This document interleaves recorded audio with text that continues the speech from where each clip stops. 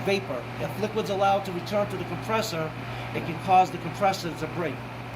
The valves inside can get broken. So how did you teach this stuff before you had these units?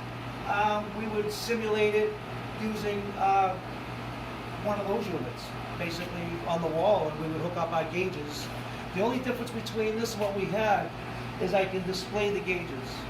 Other than that, I would just have my gauges right here, and they would have to look at them like that. So I could teach a lot more people simulating with this than I can just having you look at a couple of gauges. Gotcha. If that makes sense. No, that makes a lot of sense. And That's then cool. it's easier for me because I don't have to break everything and then fix it afterwards. All I have to do is flick a switch because it has all the faults already set up to it. As well as it shows the inside here of all the components where that one's sealed.